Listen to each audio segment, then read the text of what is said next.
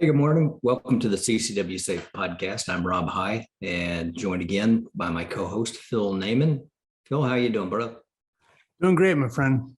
Good, good. We are honored today to have a compadre of mine, Bryan Eastridge, join us. Bryan is kind of a jack of all trades. He did some Army time, earned that Ranger tab, and post military, he came through and hopped into following his dad and his uncle and his aunt's footsteps, and he's a Oklahoma City police officer still.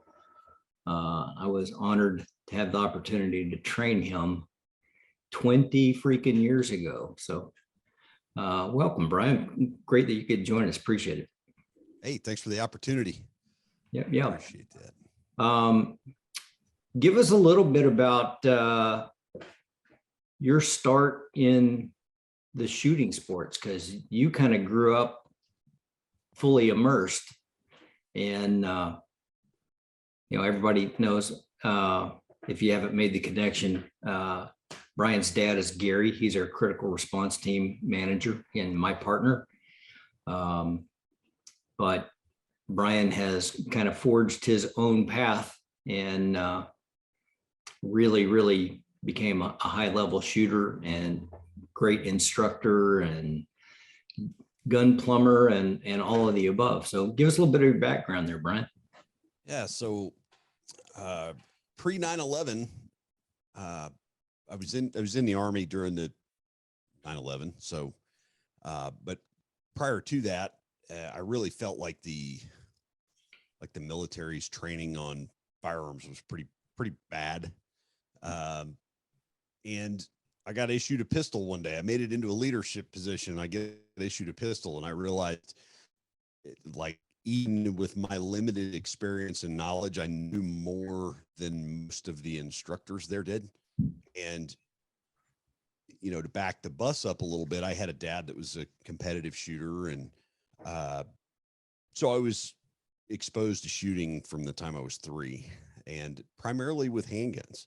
So I decided when I was there in the military, I was like, I've got to explore this and figure this out. So I started shooting IDPA, USPSA, 3-gun, anywhere they would take my money and let me shoot a gun, and training with a circle of people that a lot of people know now, like the Ernest Langdons and the Kyle Lambs and people that in that era, pre-YouTube, they were just the dudes that showed up to matches, right? And Ernest was busy winning national championships, but I took the opportunity to take a lot of stuff away from those guys and realized that there is a performance level that is miles ahead of what we're doing in the military. Well, fast forward, I get out of the military and I get on the police department, and I go through the police department's firearms training, and I immediately thought, this is absolutely archaic, even compared to the military. I mean, and it was good, fundamentally rooted shooting, but there was no performance shooting in it. And there's pretty vast difference. There's a wide divide in that. So that was kind of where the quest started to do that. And in that area, you mentioned gun plumber, gunsmith, all that good stuff. That came about because when I was in the military and when I first got on the police department, the Brady bill was still in effect, right? So most people were gravitating towards single stack 45s, and specifically the 1911 pattern guns. And there was an abundance of gunsmiths, but they were all backed up and they were very expensive. So rather than pay a gunsmith every time I needed my competition pistol to work, I just went and learned to do it myself. So, and that began about 20 years ago as well. So that's kind of the long and short of how I got into the whole realm of instructing and shooting. And here we are.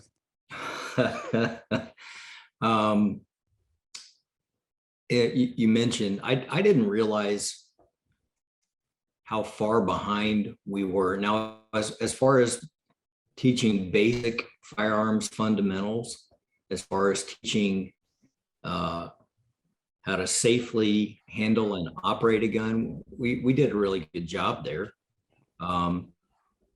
But we trained fundamentals. We didn't train gunfighters. I think a lot of the public still has that perception that, you know, a police officer wears a gun every day. He's got to be really, really good with it. And, you know, you get these misperceptions like, why didn't you shoot the gun out of his hand? Why didn't you just wing him? And those are people that are just absolutely without clue. You know, they've never had a gun pointed at them. They don't understand the dynamics that go into mixing the psychological and physiological reactions with the simple fundamental practice of pressing a trigger. And they're usually in charge of making legislation. Yeah, you're right. Unfortunately, but in your buildup, what are you seeing as focuses, especially in the civilian realm, in the concealed carry world, with these guys and girls and the training that's available to them out there now? I mean, you've got guys out there that have really, like yourself, that have really kind of put your foot on the gas and stretched and pressed the envelope to see just, you know, how can we really make this thing run? Mm-hmm. Yeah, in the law enforcement realm and everything. I was talking to my good friend Eric Gelhaus. You know, he's a gun sight instructor for 20 years. Great human being. And he said, you know, he trains civilians all the time. Right. Or I say, so when I say civilian, I don't mean that to be demeaning. I mean somebody that's not a sworn armed professional, right? And he trains hundreds of them a year at Gunsight in his own training company. And we had the conversation that we always view things through the lens of the armed professional cop, because that's our pedigree, right? And on the cop side of the house, we have this word that I absolutely loathe called qualification. And people mistake that for training. And qualifications, the vast majority of the qualifications, and I've shot hundreds of them from other agencies in other states. Most of them are a really bad field sobriety test. That's just, I mean, it's just the sad reality of it. So I like to change the word qualification to certification. That means you took your driver's test and now you can drive the car. Yeah. That's what it is. Yeah. And a lot of people mistake that, thinking that is the ceiling. That is the best. If I pass a qualification, no matter how low the standards and the performance really is, that I'm prepared to go and be an armed professional. And most of us, myself included, at some point in our career, we look in the mirror and we have the conversation and we realize we've been lied to by that mentality. And we start to explore outside training. The armed citizen side of the house, if you're in a state that mandates you have a concealed carry training so that you can get, it's the same thing. And unfortunately, those are, I think field sobriety tests are probably a lot harder than most of those standards. But how do we balance being responsible citizens, or mandating people be responsible citizens, and not infringe on their Second Amendment right? So their standards are pretty low, right? So there is no quantifiable standard of, hey, you're a concealed carrier. This is gonna if you do X, Y, and Z in this training course, then you, Dominus Omus, go forth and carry guns. And a lot more people, I think, on the armed citizen side recognize that than they do on the law enforcement side. So it's quite a quandary, right? And it all kind of boils down to, you know, what's your mission, what's your goal, and recognizing, having the introspective ability to recognize what your role in the armed populace is, right? So, You know, we've seen, man, we've seen it all over the map as far as trainings available. You know, when you came through, we qualified you guys on a modified PPC, and still it's positional shooting from set distances with mandatory magazine changes. But you're a stationary target and you're just sitting there punching holes in paper. As far as developing a proficiency with the basic shooting fundamentals, it did what we asked it to do. I was very marginal when I came through the academy at best. And I was fortunate enough, you remember Jim Wheatley. Jim took me under his wing and spent 6 weeks with me, and we shot 3 times a week, and we shot a bunch. And he really developed my fundamental skills. And then I started shooting on the department pistol team. But again, the only thing we were shooting in was PPC. So you're still shooting just stationary positions and really very liberal times on all of the things that we were shooting. And it wasn't until I kind of got into that a little bit that Jim realized that was the only shooting I was doing, and kind of pulled me to the side and said, listen, you gotta change what you're doing. You know, work on your fundamental stuff all the time like you're doing, but before you leave this range, I want you to go through a box of ammo, and I want you to do some run and gun stuff and set up some stuff and start training yourself for a gunfight. There was nobody else on the department that ever directed me like that. You know, it was years before we moved to doing any kind of in-service stuff that actually had training beyond just a certification thing.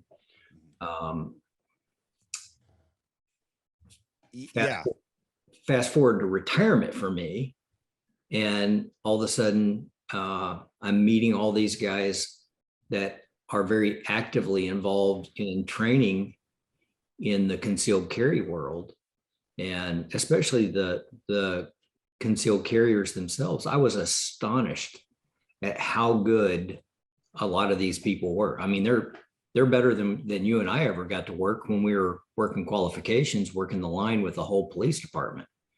I mean, these guys were running a gun and doing some things. But we also know that that's still the exception and not the rule, you know, because it's a really small community. You know, even what was the book you gave me? You told me to get Enos.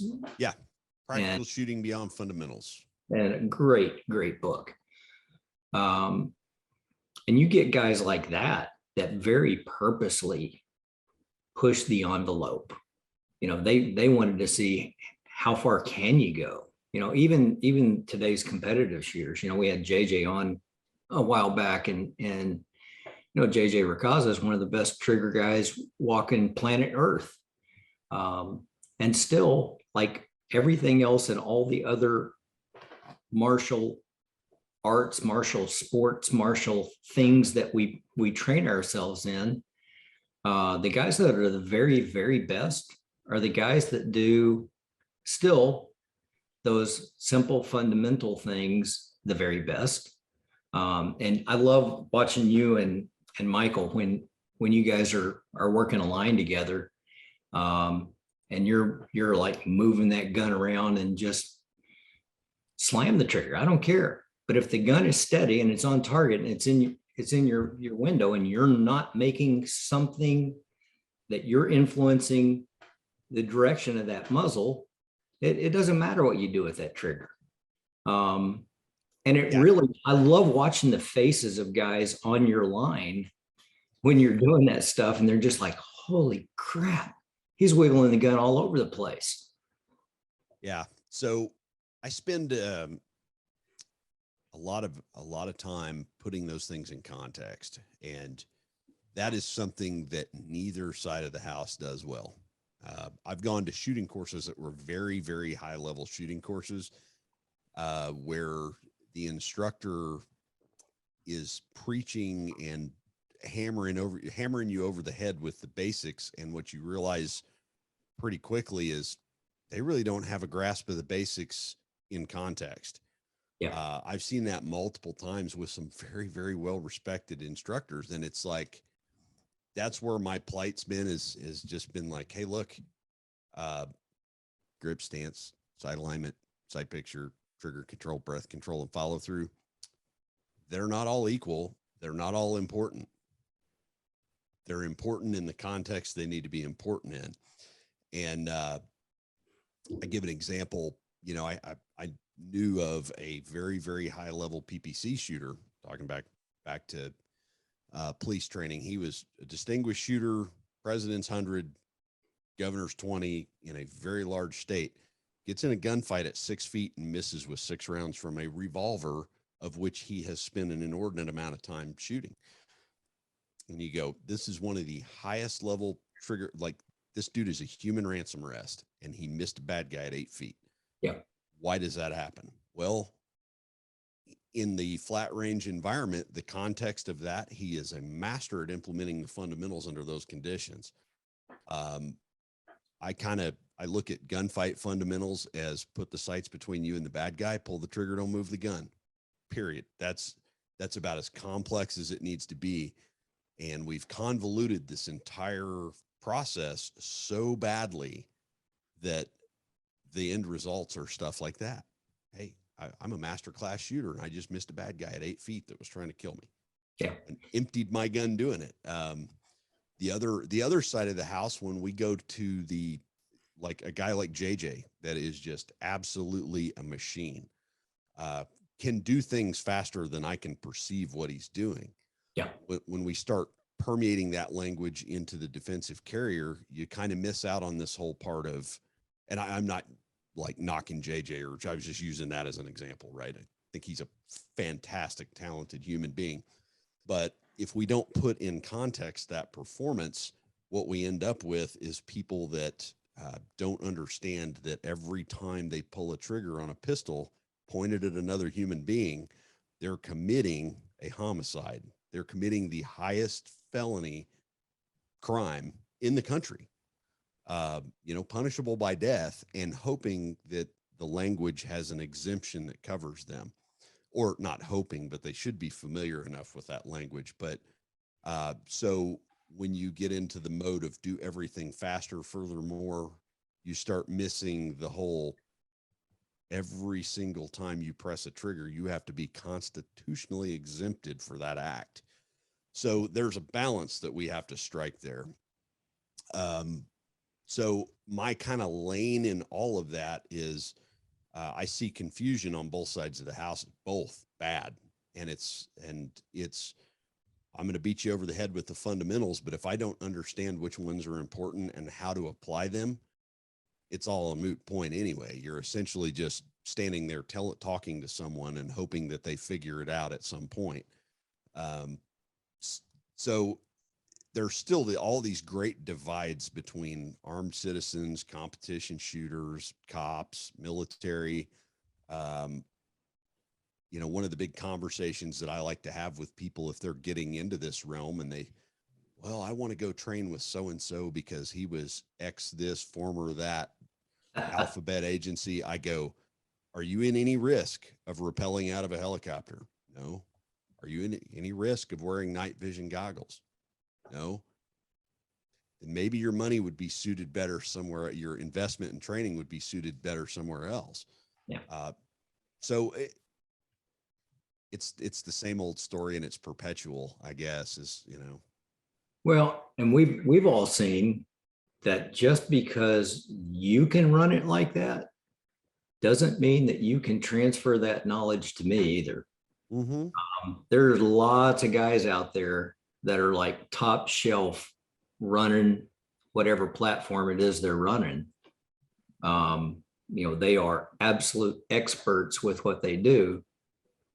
but they don't necessarily have the ability to break that down and make it simple and digestible for somebody like me. So, it's not really financially doable to just, because these courses are expensive, and that's just to pay for the course. It has nothing to do to save for whatever my gear is and my ammunition and that kind of stuff, Time. and time and travel, because most of it doesn't happen in your backyard. You got to go somewhere. So, honestly, it's kind of like, concealedcarry.com, Jacob, his group putting on Guardian Nation Conference. I love that conference for the simple fact that we can plug in and we can see all kinds of really, really good shooters all at once, instructors and different facets, whether it's gun retention stuff or less lethal stuff or legal matters or just different kinds of shooters and the things that, are they teaching you to shoot from concealment? Are they teaching you to shoot with a subcompact? I mean, everybody's got their own little niche. And it kind of lets you kind of sample. It's like a little buffet, and I can run through and taste a little of this and a little of that and see where I want to really invest my money down the road. I like that platform for that very aspect right there. But as well as I do, there's sometimes that you guys, you find a guy that is like, man, that's my guy. That's who I'm plugging in with for the next however long. How many guys are playing in the PGA?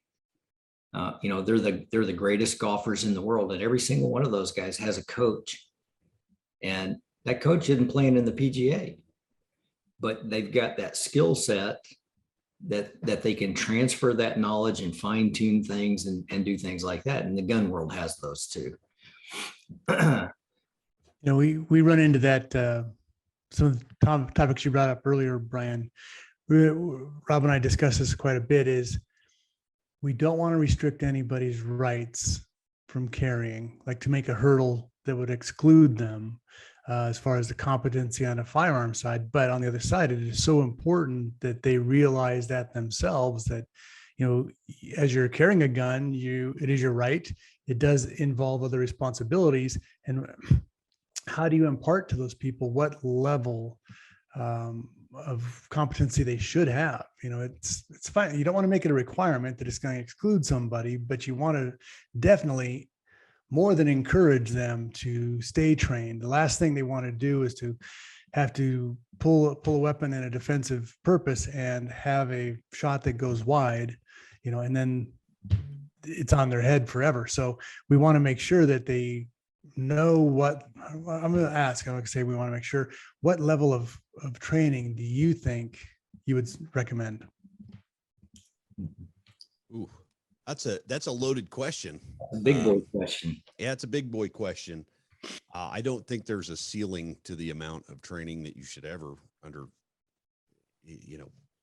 ever stop at. As far now, are you talking on the armed citizen side? Like Yes. What level of proficiency? Yeah. That is that's a tough question.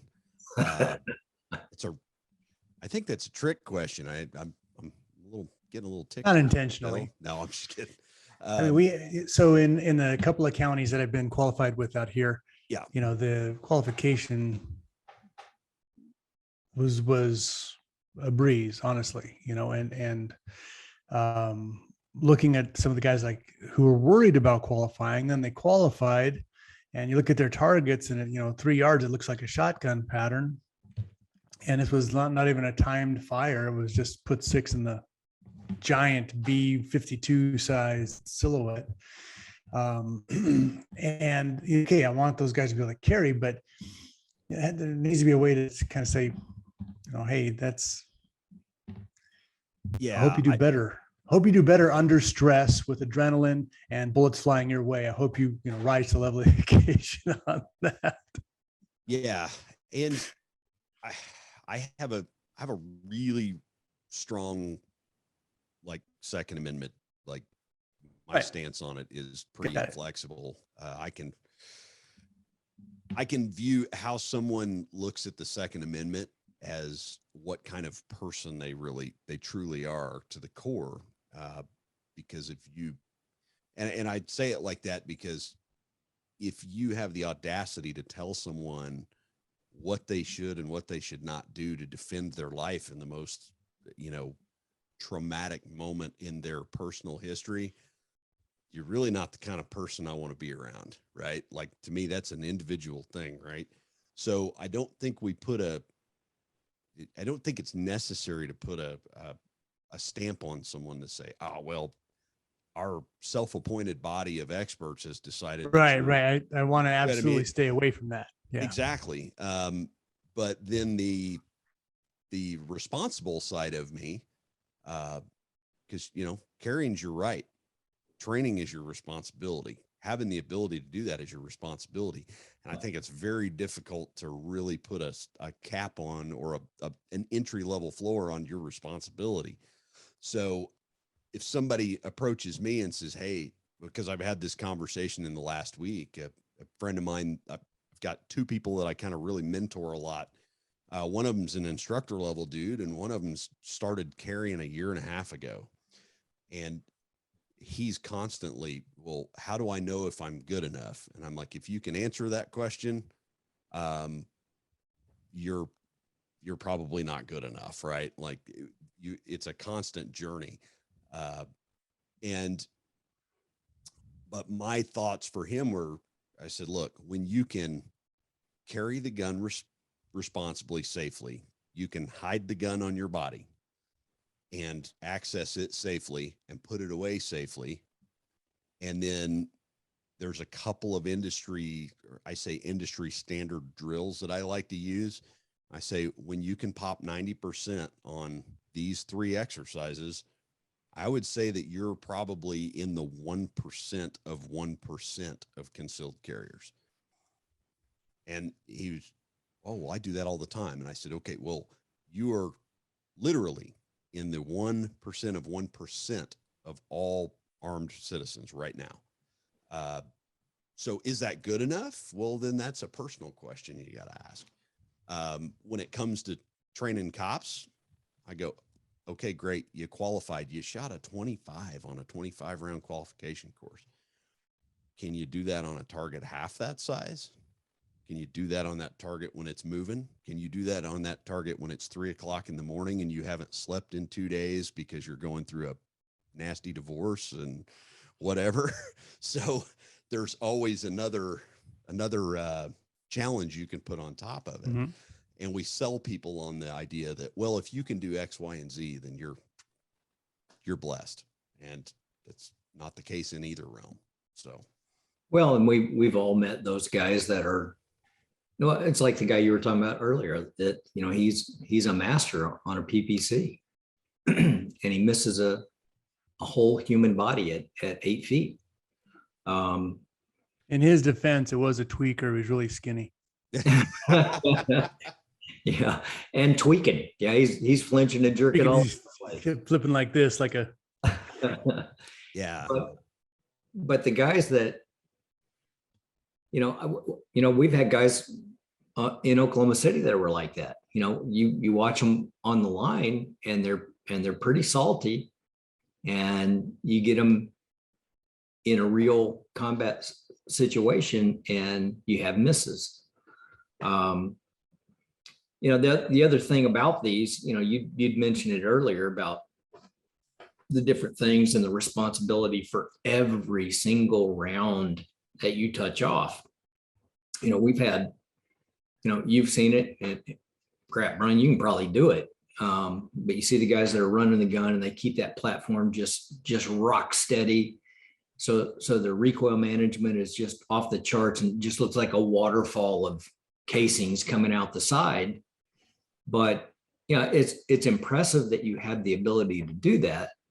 but did you have the ability to reevaluate your scenario each shot? Because that's the big deal right there. Yeah, build that skill, but also understand the mental aspect of that is the one that keeps your freedom. You can survive that gunfight, but can you survive that courtroom fight? And that's a big. Yeah. And I misses, right? Like we talk about, oh man, he missed. My good friend Wayne Dobbs, and I don't know where he got this quote, but I got it from him. So I'm going to give the attribution to him. He said, there is no such thing as a miss. None. They all hit something. Yeah. I'm like, man, that's brilliant. And I've seen examples of that. And we can, like Cooper's 4 safety rules, man, the understanding and the context of that is so much deeper than reading range rules. When they say be sure of your target and what's beyond it, bullets don't just stop in human bodies sometimes.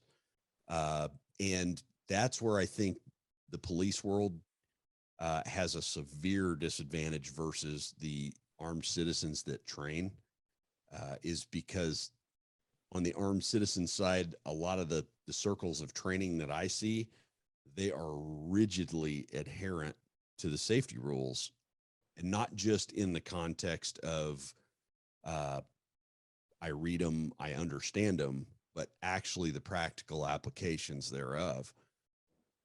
My good friend Daryl Bulkey he took a career-ending injury on a suspect he could have shot, but he's carrying 230 grain plus P gold dots, and behind the suspect is a 6-year-old kid. Kind of hard to make the decision to shoot someone when the backstop is not a big piece of earth and dirt, right? Yeah. So that's where, to me, the LE world just falls off the train. It's gotten pretty horrific. I don't want to like armchair people or really downplay it, but I think we're doing a great disservice to the LE community right now, with just the state of training. They're going in the right direction, but there's a lot of ground they got left to cover. And there's a lot of things that they're taking from the competition world that it's like how to get indicted 101. So I'm real cautious about that. I've had a lot of very spirited discussions about that, but we're making crops of instructors that don't even understand the 4 basic safety rules and how they apply, the fundamentals and how they apply, the context of them, or how to convey them. So I gotta hand it to the armed citizen community that trains. Is they're light years ahead of a lot of the law enforcement. But there is exceptions to that. The more I dive into this journey of how to become a better instructor, a better conveyor of knowledge and experience now, I looked at like LAPD as an agency. Their qualification's hard. That's the hardest one I've shot. Now, it wasn't hard by the standards of am I going to pass or not? It was just very challenging. Consequently, their agency, the way they train, they shoot really high hit factors in the field.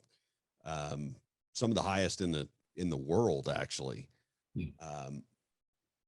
And the more I get into the training loops, what I figure, which all roads lead to gun sight, and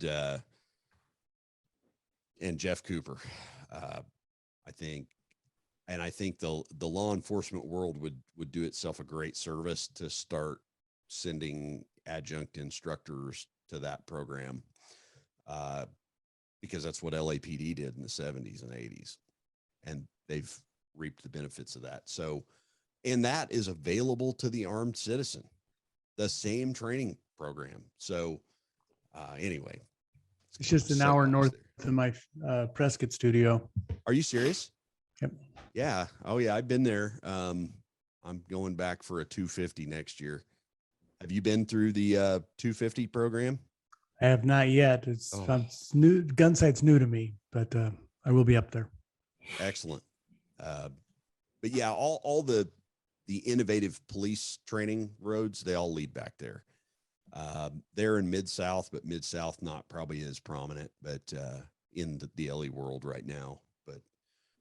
But on the qualification and training thing, I think that's the other area that the armed citizens really drive the bus on the training side. Whereas the LE world, they drive the bus on the certification side.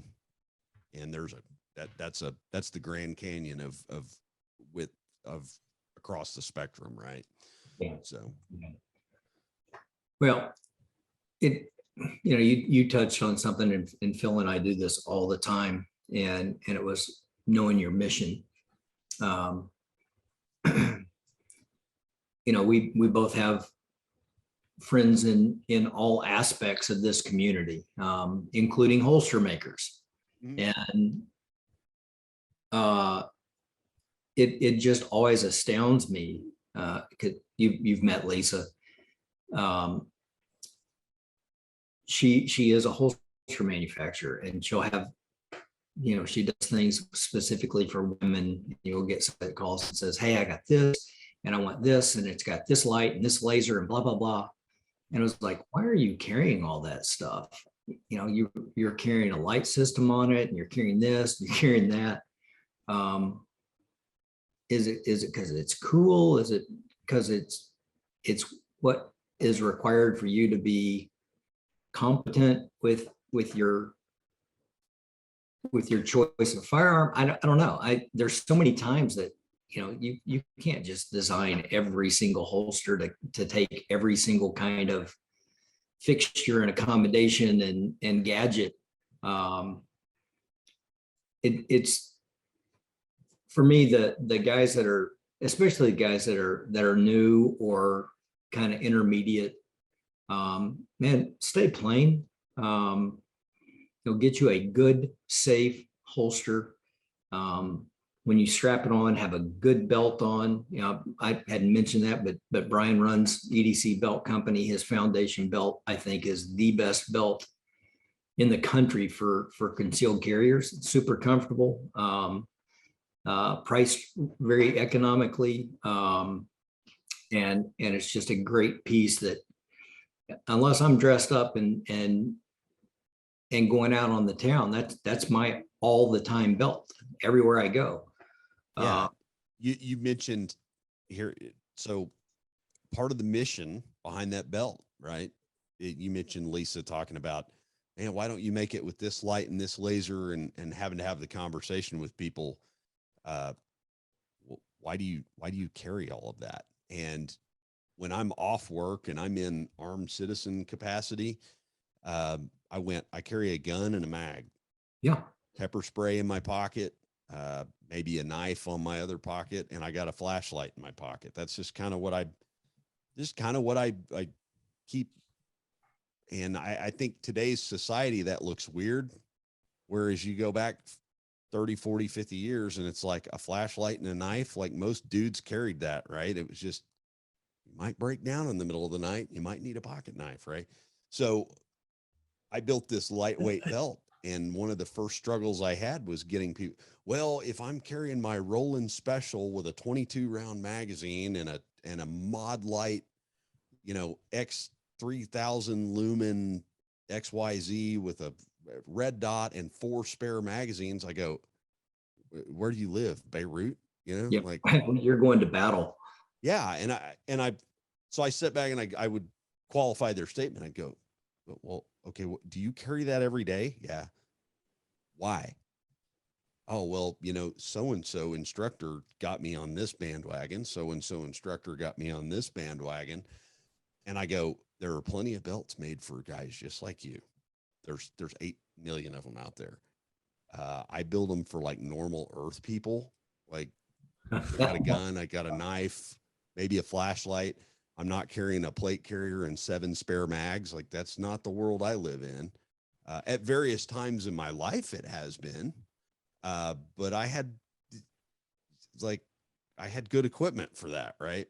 I'll throw a plug to like Sam at Mhm. Wilderness Tactical. Like, who advertises a competitor? And we don't compete in the same space, but if you need a heavier belt, dude, Wilderness Tactical, they'll call them, they'll make you one that'll last you a lifetime.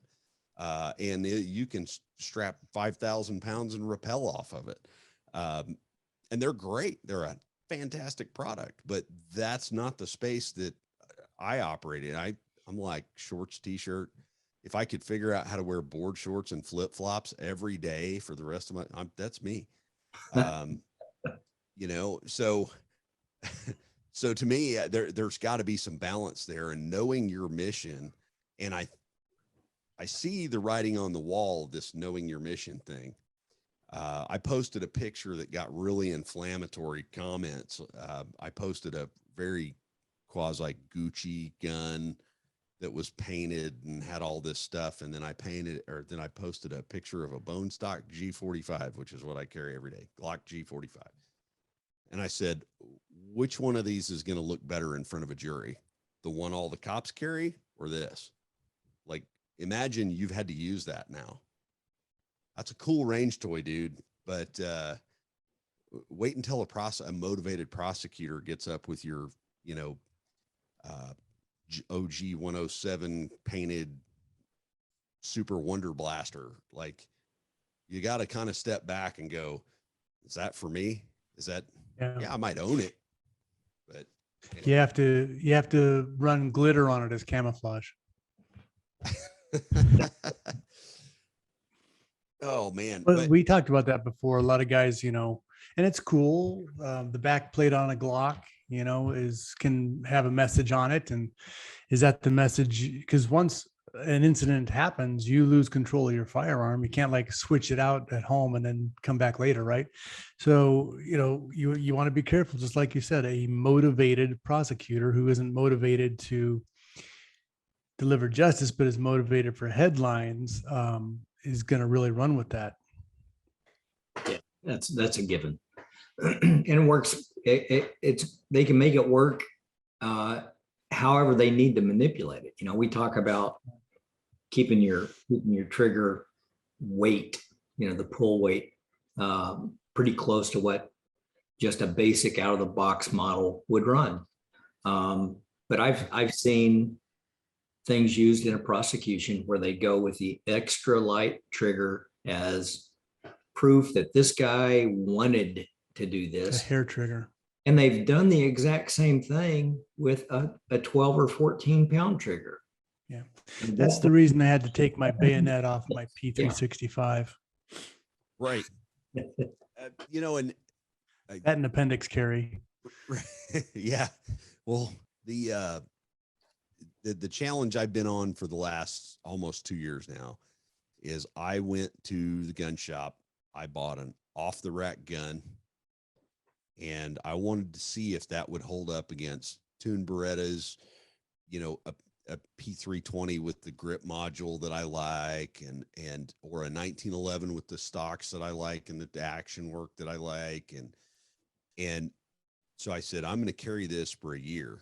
And I haven't switched off. It's been over a year now. It's closer to 2, because the Gen 5 Glock out of the box is as accurate as some of the competition pistols I used to shoot. I'm not emotionally attached to it. I have thrown it on the ground. Thanks, Hanny McMood. And it does everything as advertised, better than the guns that I was issued 20 years ago. So now I think we're in this golden age of, we've got these cottage industries out there of gunsmiths and stuff like that. That's great, man. It's an awesome deal. But to back that up a little bit, I don't think the industry would be where it is at without those kinds of people pushing. The innovators. The innovators. So consequently, the producers have had to up their game. But we're now at a point where it's really not all that necessary. And I really caution people to do too much pretty work to their favorite carry gun. It's kind of, And that, man, that incenses some people because they have this emotional attachment to, if I don't have a dual port comp, I can't shoot good enough to defend myself. And I'm like, maybe there's an underlying problem. They've never had a dual port comp go off at night close to their body too, right? Blowing all the nice stuff in your face. Yeah, I have an ear over here. My left one rings nonstop because of an M4 carbine with a flash hider that went off right next to it in a hallway of a building. That was fun. I never understood why you guys didn't use, like the comp device. One of the like fur fans used to make a CRD, concussion reduction device, on those weapons for that. Yeah, this was the year 2000. We were just barely off of iron sights, man. So, well, you remember it. I think like you're talking about it is basic, is awesome. My story, the reason I bought my first Glock is I did my first, call it high level course, defensive course. And these guys were running a gun and they were great. They're still friends of mine 10 years later. And, we're laying down urban prone on the dirt, and I've got a SIG GSR, which was my favorite 45, just a beautiful gun and all tuned up. And that thing did not like dirt in its action. And so every shot laying there sideways, right? The action opens up, the concussion, the dust comes up, and then into the action and grinds it, polishes it all day. And the gun quit running. And I had to go with the car and get a couple more guns to finish the day. But everything I had, like I had a SIG 220 Sport, I had the GSR, and all those nice, high, awesome pistols, I had issues with dirt. And I looked around at all these guys shooting these Tupperware guns that ran all day long, and they didn't even clean them. They threw them in the trunk and went home. And I'm like, now maybe there's something here for this style of shooting. For when you need it all the time and you can't control the situation, maybe a gun like that is something I should look at. And that's what sent me down that road. Yeah. And they're ugly. That was a good road to get on. Yeah. Yeah. The dirt road. I was in a class at TACCON with Hanny McMood. We were bound, he kind of had me help him out with a pocket gun block. And I'm doing a demo for him, and it was shoot your gun to slide lock and go for your spare gun, your pocket gun, right? And he timed that versus timing reloading your primary gun. It's pretty cool little pressure test, right? So I do both of them, and on the shoot the gun empty exercise with the pocket gun, he's like, the rule was you can abandon your gun, you can reholster your gun, you just as whatever. It's essentially inert at this point. Got an empty magazine and it's at slide lock. So I shoot the gun empty and both hands at eye level, drop it and go for the backup gun, and end up cutting the time between reloading the pistol down. And my Glock skips across the gravel. And I look around and everybody else has optics and comps and all this extended nonsense on their gun. And they're like, well, I don't think I want to do that. And I picked it up, dusted it off, put it in the holster. It took some dings, but it's like, I have no emotional attachment to that gun ever. And I've tried to get away from having emotional attachment to tools. I have Safe Queens.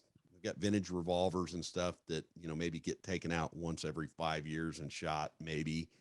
But the guns I carry for business, it's a hammer, it's a screwdriver. It's not, there's no connection to that other than they're reliable and they're accurate. And right. Like you did in the drill, you had to be willing to drop it because reholstering it is going to take 4 seconds before you get your next shot off. Right. Right. Yeah. Or, and I pulled a pretty quick reload from concealment at about 2.5 seconds.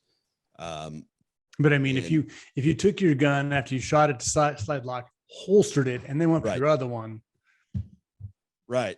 And, that was a pretty telling deal when I'm looking around at everybody else and they're going, do I have to throw my gun in the dirt? Like, no, Yeah. you don't have to, but, You so might there's leak if you don't. Yeah. right. But there again, we're in a heyday in the industry right now with quality stuff that like I've never seen before. Yet we still have people that, you know, are mixing business guns with range toys. And that to me is a bit unsettling. You know, having a trend of that is a bit unsettling, but it's necessary for some innovation. So, yeah, that's kind of my soapbox on that, I guess. Brian, for our carriers out there, you know, we've mentioned Gunsight, we mentioned Guardian Nation. You brought up Tom Givens TacCon training. What are some of the other stuff out there that you go, man, there is such great value in this, just for our everyday listeners that go, you know, I really don't know any of this stuff. Where can I go? Yeah, SIG that's Academy's it's got stuff. So yeah, and I think that's where you got to have the look in the mirror and go, what is my role here? And I don't really think anybody does it as good as Tom Givens in the traveling format, with his defensive pistol course and then the instructor level school that he does. I think those for the armed citizen, that's kind of the gold standard as far as traveling training. You know, there's Clint Smith at Thunder Ranch, there's Gunsight, there's 100 good facilities out there. And some of them offer, you know, a little more military specific or law enforcement specific. There's a lot of good stuff out there in that regard. I tend to lean towards the former LE guys that are doing the armed citizen thing now. Wayne Dobbs, Daryl Bolke with HITS, because they teach a very practical methodology for the concealed, you know, the concealed carrier, right? And it's a little more mission specific to that. As far as marksmanship courses and running a gun, Ernest Langdon, good night. That was not labeled an instructor level course, but as an instructor, that was the golden goose, man. His 3-day instruction is second to none. Yeah. But I really like, I would encourage, if you have the opportunity, to go train with Tom Givens. That guy, he's got something going on that a lot of places don't. And from running the gun to the legalities of it, to the performance of it, to ammunition, I mean, it was the whole package in 3 days, and it was 10 pounds of stuff in a 5-pound bag. Wow. On raw mechanics and stuff like that. There's lots of people teaching that. I really enjoy Chuck Haggard, Greg Ellifritz, those guys.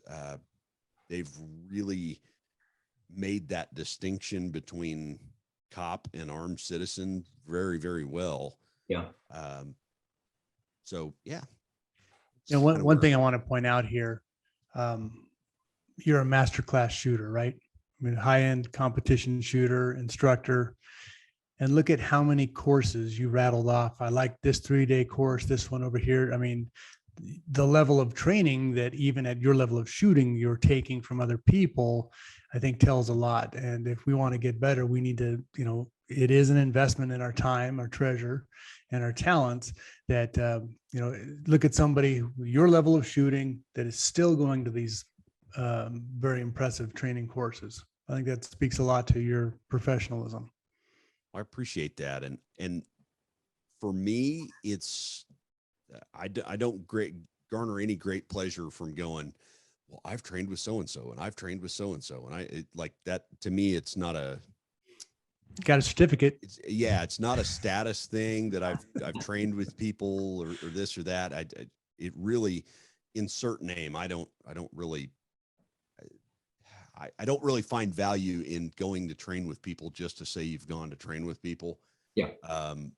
But for me, going to these courses, it's not a matter of this guy's going to be some earth-shattering method of shooting.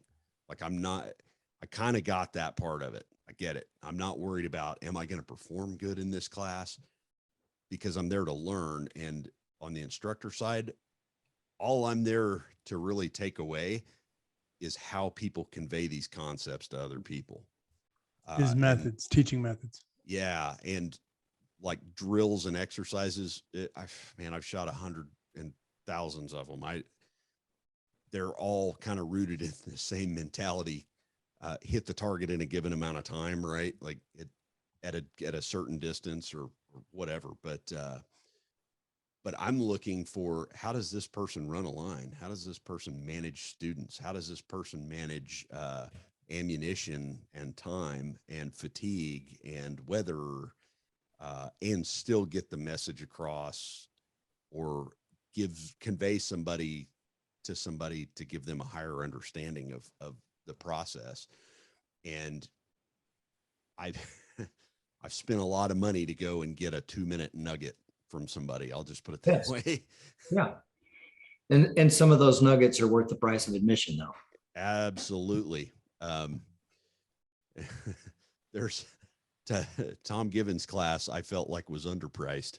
I'll put it that way. That was just a pile of them. I'm like, oh, I'm writing that down. But there again, was it Givens, GIV, or Gibbons, GIB? GIV. Tom Gibbons, Range Master is his company. And great, absolutely fabulous training. I wouldn't, the instructor level course might bury somebody that's kind of new to the game, but at the same time, it's a healthy dose of reality. Well, I've looked forward to having an opportunity to take part in some of that, and actually I will this next spring at Range Master at TacCon. So I'm super excited about that. One of the things, and Brian's touched on this a couple of times, and I'll go to my whole experience, whether it's in a wrestling room or in a dojo or on the line shooting or running a shoot house or whatever. The thing that has always been the standard for the best of the best is those guys do the basic fundamentals better than anybody else. You know, you can watch Olympians, and Jordan Burroughs does a double leg takedown better than anybody on planet Earth. And it's the same, it's the very first takedown any little kid learns when they first start. Same with judo, the best in the world do the simplest of techniques. They just do it better than anybody else. And the same goes with gunfighters. Those guys have fine-tuned and honed that skill. And the one thing they do that separates them is they keep that platform still, and they don't interfere with what the gun is supposed to do. They just make it function. That's the biggest deal. Even when we had JJ on, he talked about just the simplest of things. I mean, if you spent 5 minutes when you get home from work and practice your draw stroke, make your gun safe, empty it out, and just practice your gun stroke. Or if you sit on the couch and just do magazine change after magazine change, I know you guys see it, but you still see guys dropping the magazine out here and still trying to insert from arm's length instead of bringing everything into your workspace and back up on target and marrying your hands together and that kind of thing. Or just learning how to prep that trigger and dry fire. There's so many little things. You got any tips or anything for anybody, Brian? Yeah. So training is one thing, practice is another. And a lot of people confuse that. You know, I've heard people say, well, I got to practice so I can go to this training course. And I'm like, you're kind of missing the point. What I like to do is break down each process on the gun into its own section, right? So draw to first shot, right? That's that's probably the most critical skill that you ever need. If you ever need to master one, that's the one. Anchor the first shot, period. Because you can't miss fast enough to win anything. A competition, a gunfight, you can't miss fast enough to win. And if you anchor the first shot, the chances of you having to make a second, third, fourth, fifth shot, they're going to incrementally go down. Yeah. And your hit factor is incrementally going up. Does that make sense? Like if you miss, chances are you're going to continue to miss. Yeah. And I say miss in the context of miss your intended target. Right. It's going to hit something, right? But I break that process down into one skill. That's a skill set, a draw to a first shot. And that's draw from a duty rig, draw from a concealment rig. And then I look at raw marksmanship fundamentals of being able to fire the pistol on demand, which is, you never hear that in the fundamentals, but that's the ultimate goal. I don't know where we got off the rails with let a shot surprise you. I tend to call those negligent discharges. But I understand the theory behind it. Sure. But sights, finding the sights, how I present the gun to find the sights, how I find the sights from different positions. Each one of those things is its own separate skill set, and it does not require nearly as much time investment as people think to do that with a dry gun, an empty gun, and, you know, in a quasi safe area, and practice an individual skill set for 3 to 5 minutes once a week. You do that over the course of a year. Yes. You know, it's not rocket science. It's just repetition. Yeah. And then I kind of look at the very critical skill sets is access the gun, put it on target, and anchor the first shot. That's skill set. Like that's number one above all else. And then firing on command or firing on demand. That's number two. And they kind of go hand in hand. Reloads, malfunctions, all that stuff. I consider that like secondary skill sets. It's, if you get it, if you bring enough skill to the party early, you're not going to have to dig for skills late in the game. Yeah. If that makes No, sense. that's a great little nugget. Phil, you got any takeaways for us today? I think it's just fantastic that he was sharing this information with us. And it comes down to the part of keeping it simple, right? Doing your practice, keeping it simple, and realizing that we need to practice. I mean, I'm glad so far you haven't asked me about my 2 last matches I shot. So, you know, the humbling effects of going to a match is an amazing part of training, I think also. So you can see how good other people are and be able to make your judgments there. You know, I've always looked at that as a way to improve myself, though. I love the fact that you're good at what you do, or Bryan's really good at what he does. It just gives me a measuring stick for me.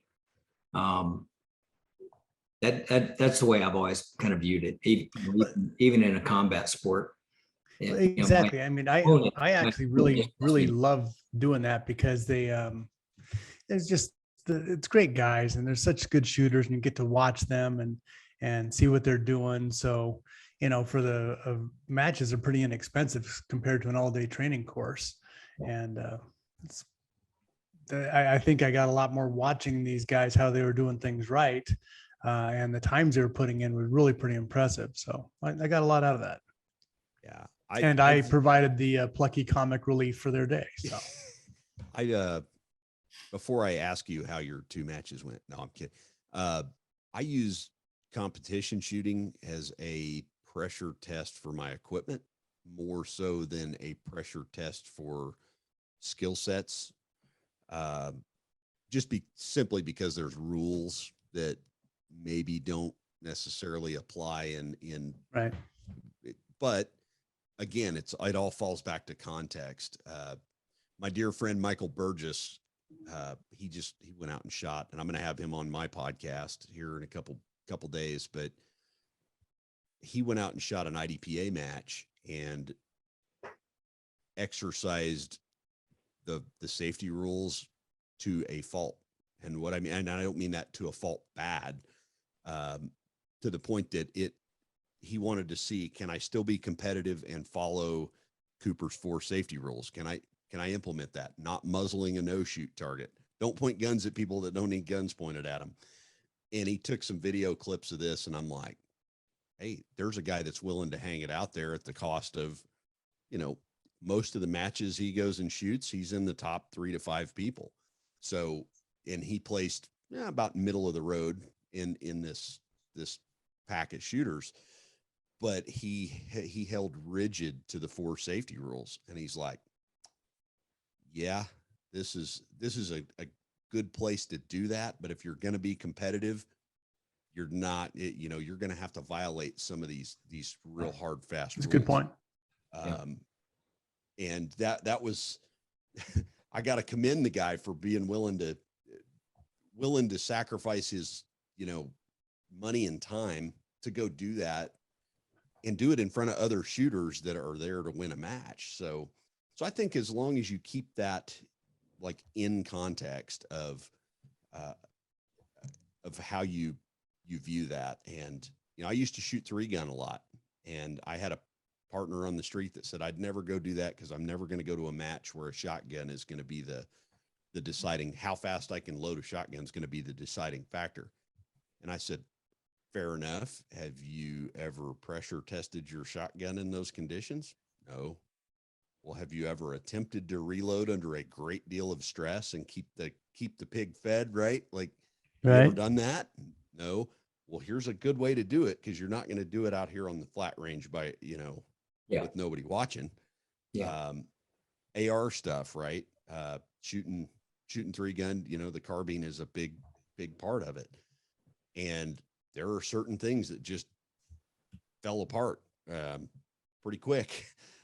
I used to shoot some of the Soldier of Fortune rule 3-gun matches, and that would tell you really quickly how rugged your setup is and how dependable your equipment is. And if you take that away from it, great. And then if you want to go down the rabbit hole and chase the Grand Master Dragon, go chase it. And it's not going to hurt anything, but it's all about knowing and defining your role, your mission, and keeping that in the context of your role and mission. One of my favorite arguments is like split times. They're like, well, how fast can you shoot a split? I'm like, I can, if I'm really pushing, I could shoot 16 splits, but if I want to hit the target exactly where I want to hit it every single time, I can't push that beyond about 0.35 to 0.45. That's and we can get into the brain science of that, but, and oddly enough, when I get around dudes from like LAPD platoon and some of the best shooters on planet Earth, operationally, they shoot at about a half-second shot to shot, because they can assess everything going on. Yeah. And still make decisions behind the gun and not leak shots into the general public. Correct. So anyway. Well, Bryan, you touched real quick. You mentioned your podcast. Tell our folks what it is, and because there's always going to be some nuggets you guys can pick up from his guests as well. So, and the website for your belts. Oh yeah. So I'll start with the belt company is EDC Belt Company. We'll be at the Guardian Conference. We got a booth there, and we'll sell some product there, but it's edcbeltco.com, just like it sounds, EDC Belt, BELTCO.com. Build concealed carry belts, and they are made for like normal earth people. They're made to be comfortable, wear like a leather belt, and be a nylon adjustable belt. And then I've got the off-duty, on-duty podcast. It's off and then on. And there's reasons behind that, mainly to do with the other web domain was already purchased. So, so offdutyonduty.com. And I try to release a podcast about once a week, usually on Wednesday or Thursday. Sometimes with life, I have to skip a week, but and its primary focus and mission is we take law enforcement perspective and concealed carrier perspective and kind of explore some of the differences, some of the overlaps, and kind of what the mission of the two is and the equipment.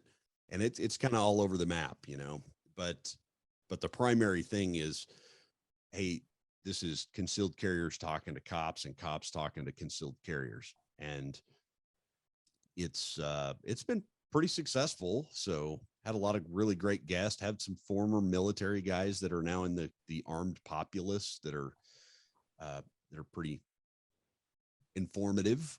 Yeah. So, Brother, thank you so much for coming on and sharing some knowledge with us. What'd you got, Phil?